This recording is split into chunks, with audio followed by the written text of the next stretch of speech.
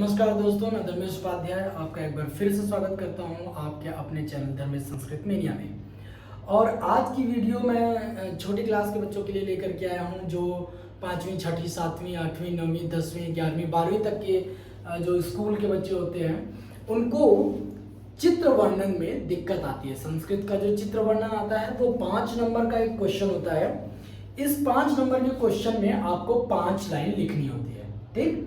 और 5 लाइन लिखने के लिए आपको संस्कृत में आप जितना लंबा लिखेंगे आपको उतना ही दिक्कतों का सामना करना पड़ सकता है, ठीक है।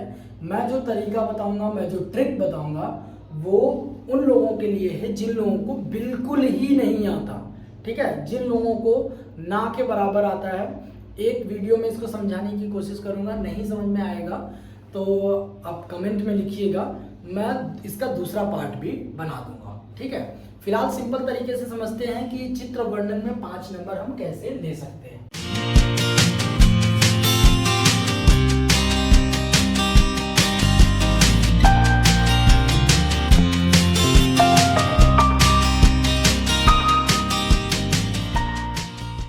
तो चित्र वर्णन में टोटल हमें लिखना होता है 5 लाइन, ठीक।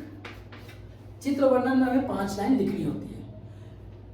अब ये 5 लाइन में जो भी मैं लिखूंगा वो किसी भी टाइप का चित्र हो, कैसा भी चित्र हो, आपको ये चीज लिखनी ही लिखनी है, ठीक। चाहे वो घर का चित्र हो, विद्यालय का चित्र हो, या फिर हिमालय पर्वत का चित्र हो, बंगाल का हो, चाहे आपका इंडिया का चित्र हो, चाहे झंडे का चित्र हो, कुछ भी हो, आपको ये चीज लिखनी ही लिखनी है। और अपनी तरफ से उसमें एक वर्ड खाली पुट करना होता है, एक वर्ड डालना होता है।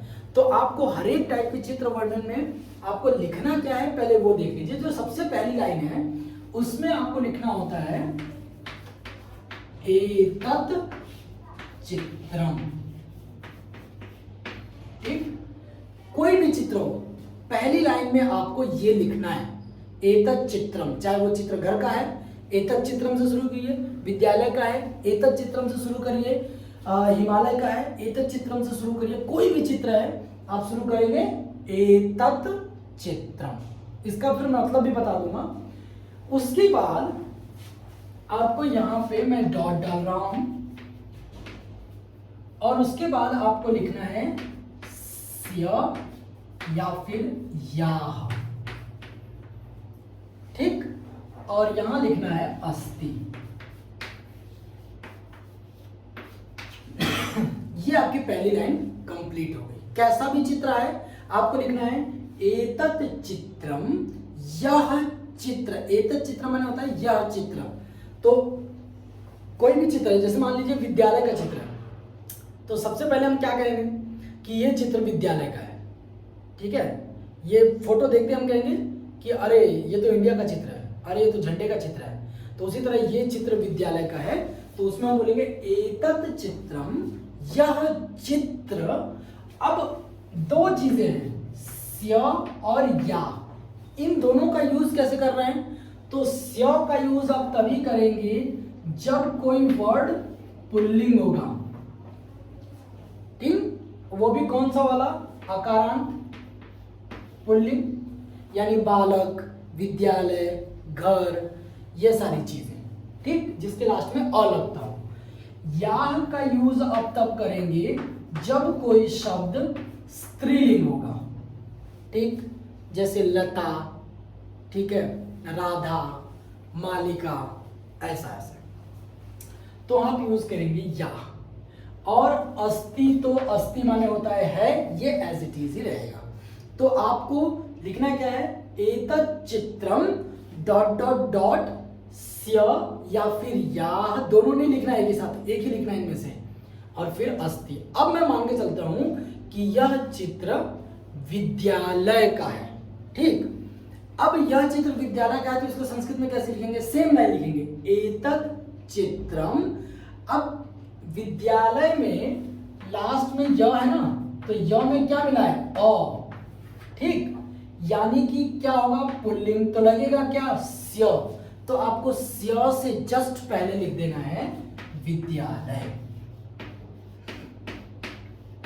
जिसका चित्र है उसका नाम लिख दीजिए। ठीक, तो एतत् चित्रम विद्यालयस्य अस्ति। समझ में आई बात? यानी कि आपको कैसा भी चित्र आए, आपको पहली लाइन में केवल एक ही वर्ड, एक शब्द आपको ऐड करना है अपनी तरीके से। ठीक है, अपने तरफ से जिस चीज का चित्र है उसका नाम यहां पे लिख देना है बस। यह चित्र विद्यालय का है। दूसरी चीज आ जाती है, दूसरी लाइन अगर लिखेंगे उसमें क्या लिखेंगे? तो अब पहले तो एकदम सिंपल बेसिक बता रहा हूं, अस्मिन चित्रे। अब सब में आप अस्मिन चित्रे लिखते जाओ, अस्मिन चित्रे, अस्मिन चित्रे, अस्मिन चित्रे, पांचों में डाल दो। ठीक, अस्मिन चित्रे, इस चित्र में, फिर से मैं यहां लगाऊंगा dot dot dot dot dot. ठीक, और मैं यहां लिखूंगा अस्ति या फिर संति। अब ये क्या चीज है? कोई भी चित्र आए आपको ये लाइन लिखनी ही लिखनी है। अस्मिन चित्रे, इस चित्र में, अस्ति माने है, अगर वो चित्र में आपको एक आइटम दिख रहा है। ठीक, और संति माने बहुत सारे। तो जैसे मान लीजिए विद्यालय का चित्र था, उस विद्यालय के चित्र में आपको एक पेड़ दिख रहा है। ठीक, अगर एक पेड़ दिख रहा है तो आपको केवल और केवल एक वर्ड ऐड करना है, वो करना है वृक्षः। ठीक, अगर आपको एक पेड़ की जगह आपको बहुत सारे पेड़ दिख रहे हैं तो आप केवल और केवल ऐड करेंगे वृक्षः। तो अगर एक पेड़ है तो वृक्षः और उसके साथ लगाएंगे अस्ति, और अगर बहुत सारे पेड़ हैं तो वृक्षाः और उसके साथ लगाएंगे संति। इन दोनों में से कोई एक ही लगेगा, एक है तो अस्ति, बहुत सारे हैं तो संति। ठीक, तो यहां पे मैंने लिख दिया अस्मिन चित्रे वृक्षाः संति। ऐसा मत करिए कि अस्मिन चित्रे वृक्षाः संति, गलत हो जाएगा, वृक्षाः संति। तो ये एज इट इज आपको लाइन उतारनी है। जो ब्लैंक वाली है ना, बस वही एक वर्ड आपको पकड़ना है, वही एक वर्ड आपको चित्र में देखना है, बाकी लाइन एज इट इज लिखिए, कोई भी चित्र हो। अगला है फिर से अस्मिन चित्रे। मैं अस्मिन चित्रे की जगह यहां पे अत्र लिख देता हूं, मान लो। ठीक, अत्र, यहां पर। अब यहां पर क्या चीज है? तो फिर से dot dot dot dot dot और फिर से अस्ति या फिर संति। ठीक, अब यहां पे अत्र माने यहां, यहां माने इस चित्र में। तो इस चित्र में और क्या आपको दिख रहा है? तो भैया आपको और जो चित्र में दिख रहा हो, एक मान लो कोई लड़का दिख रहा हो, कोई लड़की दिख रही हो, कोई महिला दिख रही हो, या फिर कोई आदमी दिख रहा हो, कोई बूढ़ा दिख रहा हो, कोई भी दिख रहा हो और उस चित्र में आपको दिख रहा है। तो मान लो कि आपको इस चित्र में एक टीचर दिख रही है, अध्यापिका, अध्यापिका दिख रही है, तो आपको बस वही वाला वर्ड लिखना है, अत्र अध्यापिका। ठीक, और अस्ति।